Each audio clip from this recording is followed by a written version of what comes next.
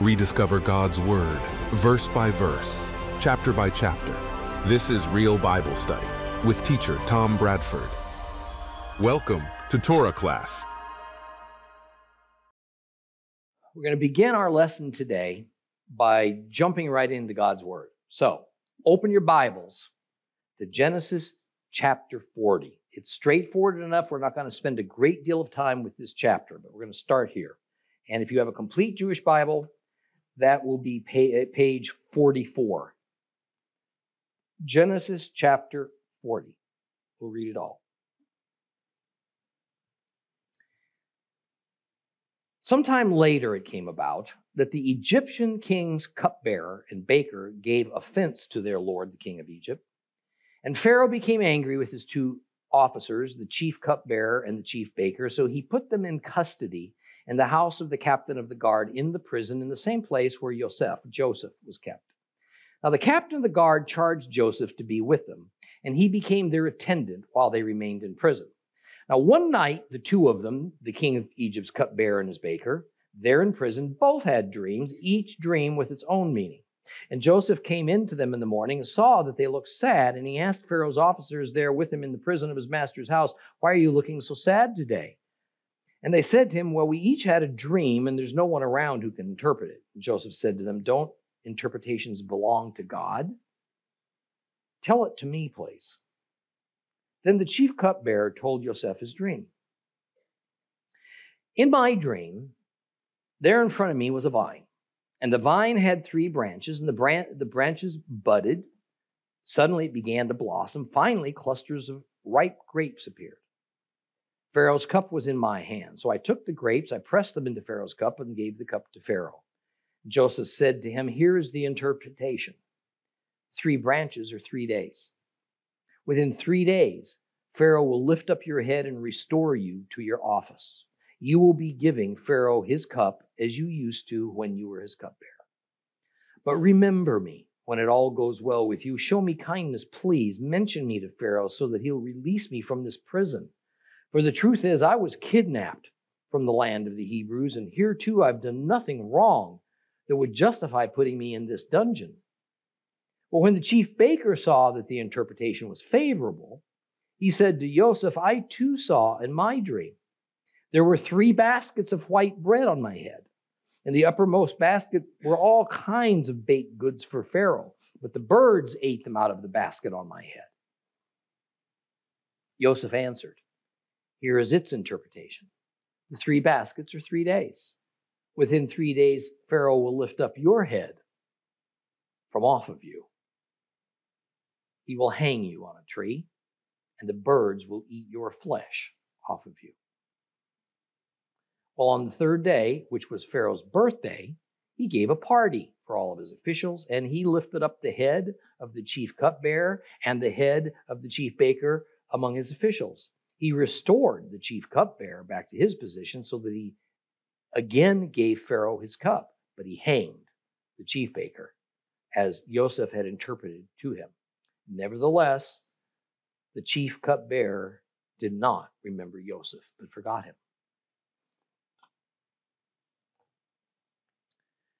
Well, about 11 years has passed since his older brothers sold Joseph into slavery. So he's 28 years old about now. Now, I wonder if Joseph still thought his dreams of his family bowing down to him that had much to do with his current condition bore any significance, or were they just that, dreams of childhood? Because from where he sat, so long removed from Canaan and from his family, he may well have forgotten about all those sheaves of grain that were bowing down before him, and the sun and the moon and the 11 stars paying homage to him. But let's be very clear about what those dreams meant to Joseph. It meant to him that if these dreams were true, he was going to get the firstborn blessing of his father Jacob, now called Israel. That means that the first 10 of his older brothers were going to be skipped over, and he would become the inheritor of all the wealth and authority of the clan of Israel. So Joseph is sitting in prison because the wife of his master, Potiphar, lied, said he tried to assault her. How long he'd been languishing in prison is difficult to know, but it was long enough that he had gained the trust of the jailer. Then something happened, and Pharaoh became angry with two high government officials, the official cupbearer and the head baker. These were not servant positions, although everybody, by definition, was a servant to Pharaoh. No, these men were likely right in line behind Potiphar in authority. But as is often the case with Orientals, remembering it was Orientals, it was Semites, not Egyptians, that were now ruling Egypt. Some unknown offense winds up costing men their freedom, maybe even their lives. Now, likely as not, the Pharaoh simply was in a bad mood, or unknowingly, as these two officials apparently were Egyptians, they had committed some faux pas of Oriental sensibilities, and these two men wound up arrested. And like Joseph, held in the house of the prison captain, not in the regular prison as with the common folks. After some time, Joseph noticed one morning that both of these men had puzzled and bothered countenances, and he inquired what was troubling them. And they each reported that they had had a dream, and they couldn't understand what it meant. It wasn't that these men saw danger in their dreams. It was that in prison there weren't any seers available, no dream interpreters, to tell them the significance of their night visions. Well, dreams were considered to be very important in that era, so there were professional dream interpreters available for a fee. We begin to see the level of faith to which all of Joseph's sufferings had taken him as he responds, "Don't all interpretations belong to God?" And he says, "Tell me your dreams." They proceed. Cupbearer goes first. He speaks of a vine and of 3 branches and grapes forming on the branches, which he makes into wine for the Pharaoh. Instantly, God gives Joseph the meaning. Joseph tells the cupbearer some good news. Within 3 days, the Pharaoh's going to reinstate the cupbearer to his position. All will be well for him. This seems now to have emboldened the baker, who undoubtedly, as a result of witnessing this great interpretation of the cupbearer's dream, expected equally as good news. The baker, who of course dreamt within the context of his life's experiences, just as the cupbearer had done with his own, saw 3 baskets of bread on his head, apparently stacked one upon the other. For the uppermost basket attracted birds, which came and ate the baked goods right out of the basket, while still on the baker's head. And Joseph had to tell the baker the bad news that on the same day the cupbearer was going to get restored, the baker was going to lose his life. And of course, that's exactly what happened. One little detail. Many versions say the baker was hung from a tree. That's not really what was said. What actually is said is he would be impaled upon a tree. Hanging was not a typical matter of execution in this era, but beheading was. Often the headless corpse would be impaled on a stake, a tree, as a warning to others. Now, as an interesting aside, Egyptian hieroglyphs prove out many of the details of our story. For instance, the idea of the baskets on top of the baker's head. See, this was exactly the way males carried items in Egypt. They balanced them on their heads. These stacked baskets of bread on the baker's head were simply a normal means of conveying the bread from the ovens to the palace, which the baker would have done several times a day. Now, we've all seen this sort of thing on TV travel shows. But here's the thing. You would never see an Egyptian woman put a load on her head. Rather, Egyptian women toted things on their shoulders and on their backs. And this was exactly the opposite from the customary way the Orientals toted loads. So this little insight is just one of many proofs of the authenticity of the biblical narrative of Joseph's and eventually Israel's, their time in Egypt. Well, the last sentence of this chapter is a rather sad one, but so typical of mankind. Joseph, having shown kindness now to the cupbearer, had requested that the cupbearer might do the same for him after he was restored to his position. But we were told that now that everything was back to normal for the cupbearer, he forgot about poor Joseph and left him languishing away for a crime he had not committed. Well, now let's move on to Genesis chapter 41. If you have a complete Jewish Bible, that's page 45. Genesis chapter 41. At the end of 2 years, Pharaoh had a dream. He was standing beside the Nile River, and there came up out of the river 7 cows, sleek and fat. They began feeding in the swamp grass. And after them, there came up out of the river 7 more cows, miserable looking and lean. And they stood by the other cows at the edge of the river. Then the miserable looking and lean cows ate up the 7 sleek, fat cows. At this point, Pharaoh woke up. But when he went to sleep again and dreamt a second time, 7 full, ripe ears of grain grew out of a single stalk. And after them, 7 ears thin and blasted by the east wind sprang up. And thin ears swallowed up the 7 full, ripe ears. And the Pharaoh woke up and realized it had been a dream. And in the morning, he found himself so upset that he summoned all the magicians of Egypt and all of its wise men. And Pharaoh told them his dreams, but no one there could interpret them for him. Then the chief cupbearer said to Pharaoh, today reminds me of something wherein I'm at fault. Pharaoh was angry with his officials and put me in the prison of the house of the captain of the guard, me and the chief baker. And one night both I and he had dreams, and each man's dream had its own meaning. And there was with us this young man, a Hebrew, a servant of the captain of the guard, and we told him our dreams, and he interpreted them for us. He interpreted each man's dream individually, and it came about as he interpreted to us. I was restored to my office. He was hanged. And then Pharaoh summoned Joseph. They brought him quickly out of the dungeon. He shaved himself, changed his clothes, and he came into Pharaoh. And Pharaoh said to Joseph, I had a dream, and there's no one who can interpret it. But I've heard it said about you that when you hear a dream, you can interpret it. And Joseph answered Pharaoh, it isn't in me. God will give Pharaoh an answer that will set his mind at peace.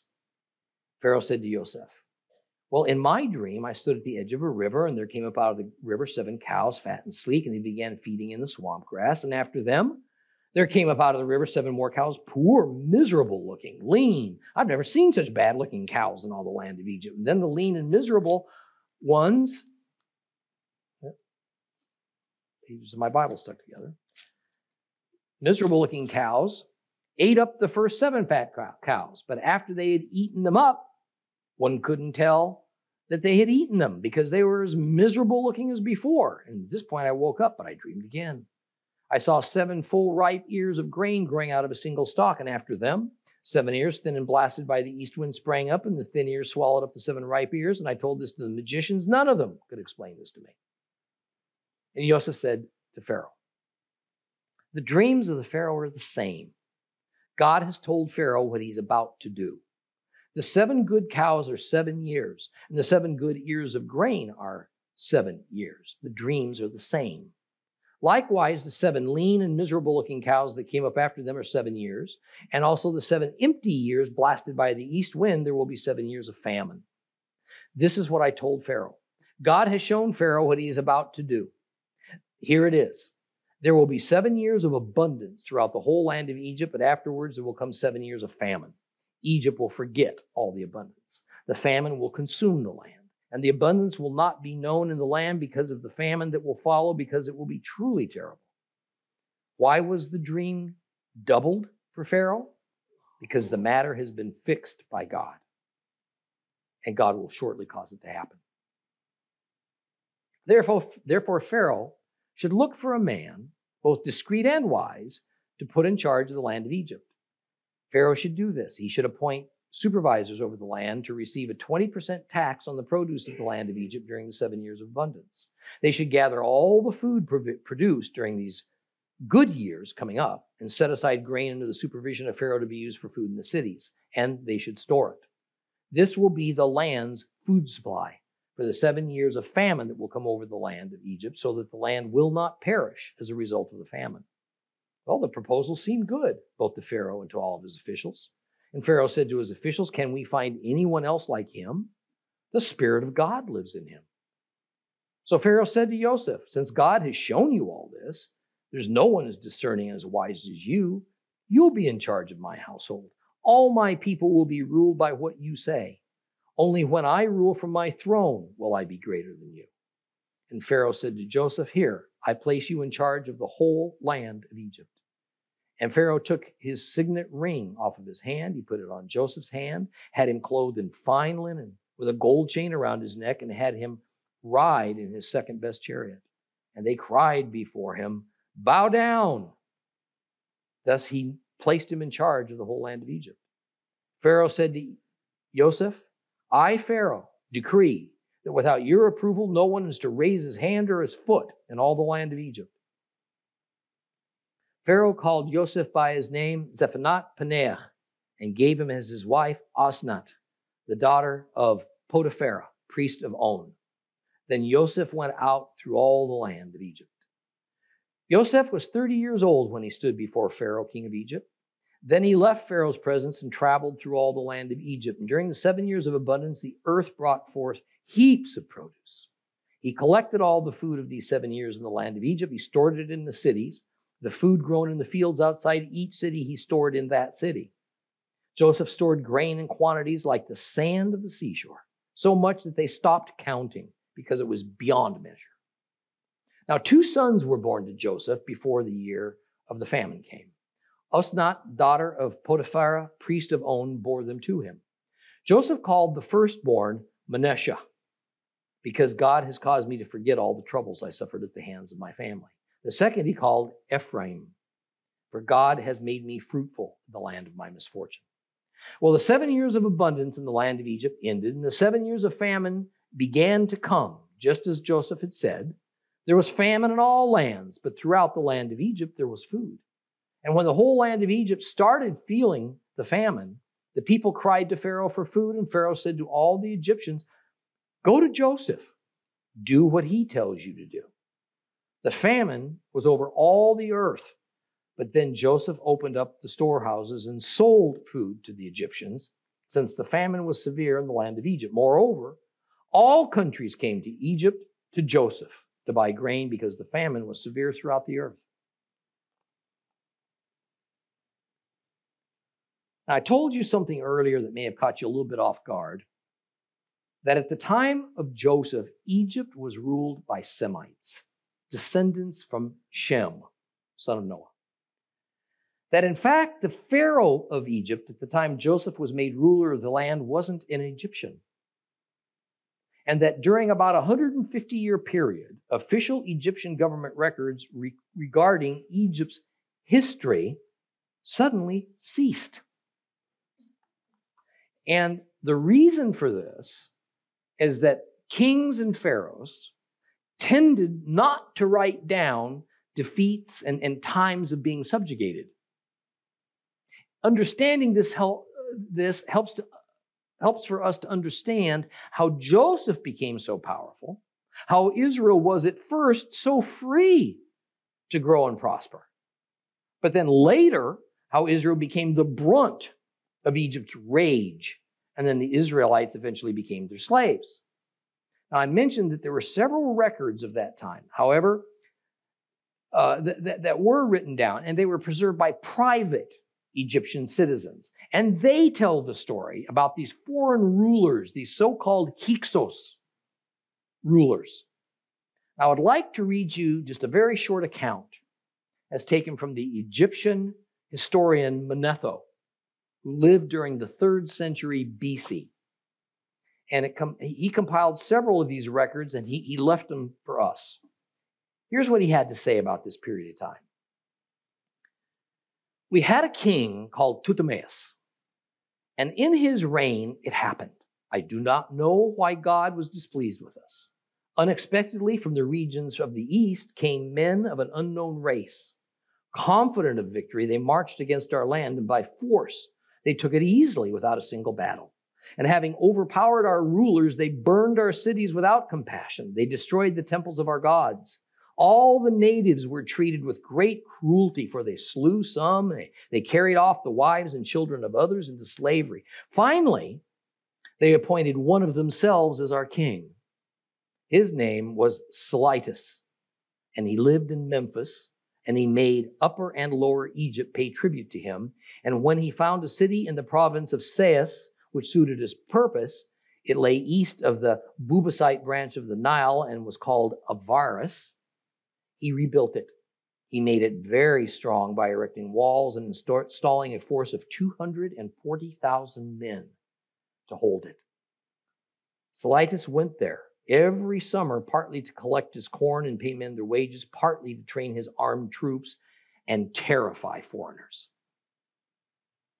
Here we have a very emotional, very condensed recounting of the conquering of Egypt by the Semites from Asia. We even have the name, an Arabic name, of the conquering king, Silitis. I mean, how it must have stuck in the craw of the Egyptian people to be overrun so easily, so swiftly by these, to their minds, uncivilized hordes. Yet in God's unfathomable divine providence, this is what would set the stage for Joseph to assume a powerful position and for Israel to be held hostage in Egypt for over 4 centuries. Now, I would like you to take note of a name that I just read that's mentioned by Manetho, Avaris. Because as we study Exodus next, we shall spend some time talking about this particular city. Avaris is the large city that became home to the Hebrews, to the Israelites in the land of Goshen in Egypt. The very place most secular archaeologists say doesn't exist. A place where an enormous population of Hebrews existed after Joseph's time. And note what a large place it was that this Silitis, this new foreign pharaoh, stationed almost 250,000 troops there just to secure it. One last thing. A little earlier, I used some terms: Bedouin, Semite, and Oriental, kind of interchangeably. I want to explain it. The overall continental landmass that contains what we today call the Middle East is Asia. So it's proper to call people who hail from the Middle East, then as now, Asians or Asiatics, people of Asia. Orientals refer not to people from the entire continent of Asia, but to Middle Easterners and people extending as far as China. Orientals are a subgroup of Asians. Semites are people who descended from Shem, and descendants from Abraham are Semites because Abraham was a Semite. Therefore, Arabs and Hebrews are both Semitic peoples. Bedouins were a certain branch of Semitic peoples that tended to be desert dwellers and wanderers. So it's proper to say that the people who invaded and conquered Egypt were Bedouins because they were desert dwellers, and Semites because they were descendants of Shem, and Orientals because they were part of Middle Eastern culture, and Asians or Asiatics because they were from the continent of Asia. So all these things properly apply. Well, let's continue now with our study of Genesis 41. 2 years pass from the end of the previous chapter. Joseph is about 30 years old now. Prison still is home. Dreams have so far been nothing but trouble for Joseph. But now that's all about to change. The Pharaoh has two dreams. They're very disturbing to him. Why so disturbing? Because they seem so real that after he awoke, verse 7 says he was relieved to realize they were just dreams. Yet the content was such that they seemed more than a dream, more like a vision. So he felt he must pursue the meaning. He calls all of his magicians, his wise men, to tell him the meaning of these dreams. And these two groups of men the Pharaoh summoned were his brain trust, his governmental cabinet. And they represented the spiritual and the intellectual elite of Egypt. And they were stymied. The religion of Egypt, the spiritual, consisted of much magic and sorcery to go along with the many gods and goddesses. The Pharaoh, as all of his subjects, believed strongly in the ancient mystery Babylon-styled religion of Egypt, so it was just an integral part of everyday life. Christians could learn a lot from the unwavering commitment that these pagans had to their religion, even though it was false, because they considered it the center of their lives. Every facet of their existence was tied to their belief system, unaware that it was a counterfeit system designed by Satan. So the Pharaoh naturally had these experts in religion, these spiritualists, as part of his group of close advisors. Now, conversely, these wise men were not representatives of the spiritual, they were the Egyptian intellectuals. They represented the worldly knowledge, the science that had been developed to such a high degree in Egypt. Now, Pharaoh tells these men about his dreams, but they stood silent, having no understanding, no clue as to what they meant. The chief cupbearer, who had been imprisoned by Pharaoh 2 years past, now reluctantly steps forward, and he tells Pharaoh about this Joseph, who accurately interpret his and the chief baker's dreams, and Pharaoh immediately orders Joseph to be brought before him. Pharaoh tells Joseph he's had these dreams, which his brightest and best couldn't interpret, but that he was told Joseph could. Joseph answers completely truthfully, "It isn't in me." But God will give Pharaoh his answer. And so here stands this Hebrew slave, Joseph, in the company of Pharaoh, and the most admired religious leaders, and the intellectual elite of Egypt, being asked to do what none of them could do. You know why they couldn't? They weren't equipped for it. Since indeed these were prophetic dreams of holy truth given by God to Pharaoh, how could the simple, entirely inadequate employment of worldly knowledge and false, although sincere, religion possibly fathom the meaning of these God-given dreams? It can never be so. But it forever will be that only the children of God in spiritual union with our Father can know the truth. And Joseph is about to announce the truth to Pharaoh. First of all, Joseph makes it clear that these dreams are from God. Next, he informs Pharaoh that both of these dreams are concerning the same matter, the coming of a great famine. And the first dream was about cows, 7 very healthy ones, then 7 very sickly ones. And the second dream was about corn. First 7 healthy stalks of corn, then 7 sickly ones. It was important that there were 2 dreams because one concerned livestock, the other field crops. That is, the 2 major elements of the food supply that were going to be affected by what was coming.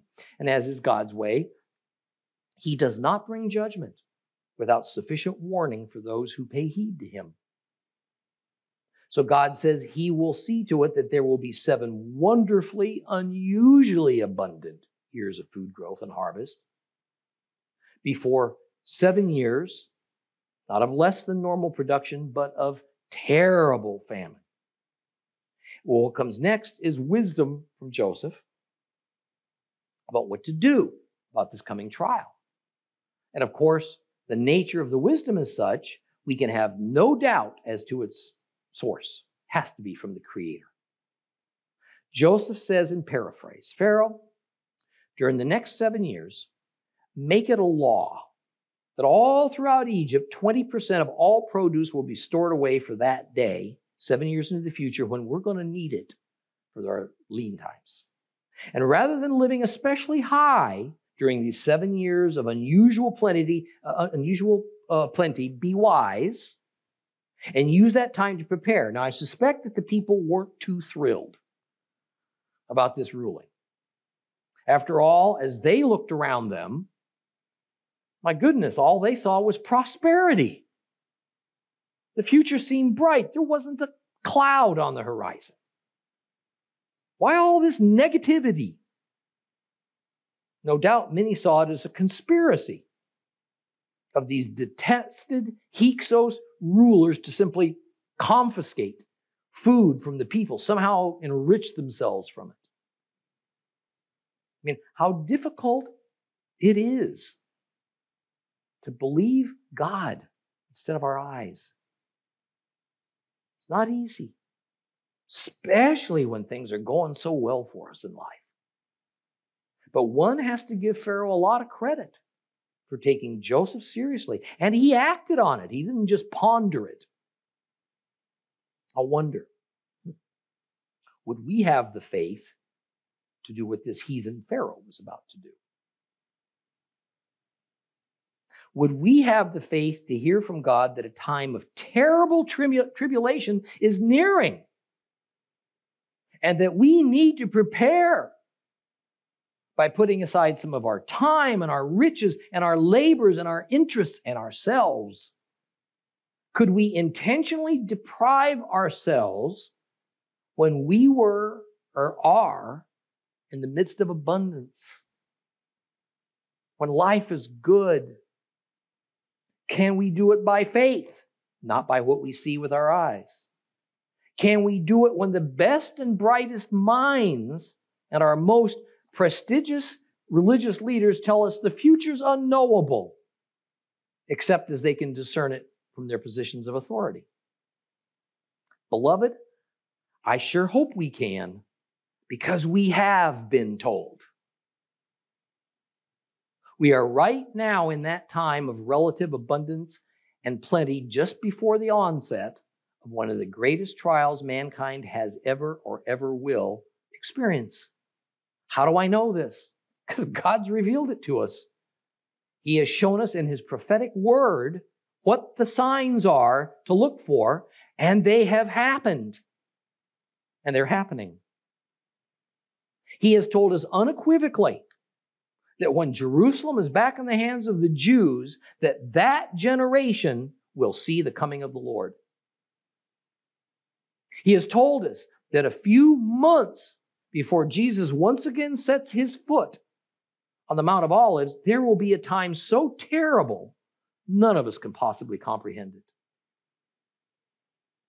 He has told us to prepare, just like Joseph told Pharaoh. Prepare by giving over our lives to Him. Follow the wisdom that comes from God. Live within our means. Get out of debt. Seek Him instead of our personal pleasures. Learn to rely on Him. Trusting Him, believing Him, not what our fleshly senses, our corrupted intellect might tell us. Because those of us in our time who do not prepare will experience devastation manyfold more than what Egypt was about to experience. See, it doesn't matter that so many of our religious leaders are blind to all this. It doesn't matter that our academic elite scoff at it. It doesn't matter that our government sees everything in terms of geopolitical realities. And our lawmakers see things in terms of attaining and maintaining their personal power. Because most of our secular and religious leaders are as oblivious to reality as were Pharaoh's wise men and magicians. You see, God has not entrusted the truth to them. He's entrusted the truth to us, His believers, his worshipers. Not to the facade of Christian institutions with all their bureaucracies and all their man-made doctrines. It's to the people, his followers, his believers who have been sanctified through the blood of Christ. That's who's been given the truth. For the Pharaoh, the next question was, who's going to make sure all that needs to be done is done? Not going to get his hands dirty. The answer was obvious. The man God chose to deliver the message, he ought to be the one to carry out all the preparations. Joseph. In one of the most unlikely events, the Hebrew slave Joseph is removed from the dungeon and he's appointed the ruler of all Egypt. Joseph goes from the outhouse to the penthouse. And the only higher authority is Pharaoh himself. A ceremony was held so that all of Egypt would know Joseph's position over them. And as part of this ceremony, Pharaoh gave Joseph a new name, Zapaneah Paneah. The form we have Joseph's name in today seems to be a hybrid Egyptian and Hebrew word. Scholars say it means either God speaks, he lives, or it means the creator and sustainer of life. More recent scholarship draws that into doubt. It would make more sense that this name is purely Egyptian. And indeed, we find that there is a common word used in naming Egyptians, Zatanaph, which was his first name, which means he who is called. The second word of Joseph's name, Paneah, is also fairly identifiable, fairly easily identifiable in the Egyptian language. Anea is the word, an alternate word for life in Egypt. So the Egyptian meaning of his name probably was something like, he who is called life. Pretty good. He who is called life. Now, in our day, a name is simply a way to identify a person. But in ancient times, a name was a lot more than that. A name represented a person's reputation. It was a statement of one's character and attributes, very often status in society. So when Joseph went from house slave to prisoner, vizier of Egypt, a new name was necessary, one which reflected the Pharaoh's view of Joseph's high position and purpose. So to seal Joseph's appointment and to make it permanent, and without doubt to achieve Joseph's loyalty, Pharaoh gave to Joseph a wife, Asenat, daughter of a priest. This was no small thing. The priest was of the temple of On, the city of the sun god. And at this time, this temple was built to honor the god Re, later called Atum Re. Re was the highest Egyptian deity. Later, the city of On, about 7 or 8 miles north of Cairo, would come to be known as Heliopolis, city of the sun. So Joseph married the daughter of the priest of the sun god, Re. Now, once the ceremonies were concluded, Joseph set about traveling throughout Egypt, setting up a system, seeing to it that an enormous amount of grain was saved and it was stored properly. And we're told that the 6 years before the famine were abundant. The biblical term abundant, meaning there were 6 years of bumper crops. 6 years passed. It's a year before the onset of the famine. And Joseph now has 2 sons by his Egyptian wife, the firstborn being Manasseh, the younger being Ephraim. Now, by the way, these are Hebrew names. They're not Egyptian names. However, due to the customs of those days, that remains the same to this day for Hebrews and many other cultures. The mother's nationality and genealogy determined that of the children. So despite their Hebrew names, in that era, These two boys were without question considered as Egyptian children. Now, the foreign mother of an Israeli could renounce her nationality and gods and become a member of Israel. If that happened, then the mother was not considered foreign, despite her genealogy, but now she was Hebrew. That did not happen in this case. Asenath, mother of Joseph's children, was an Egyptian, and there's no evidence that she gave up her Egyptianness.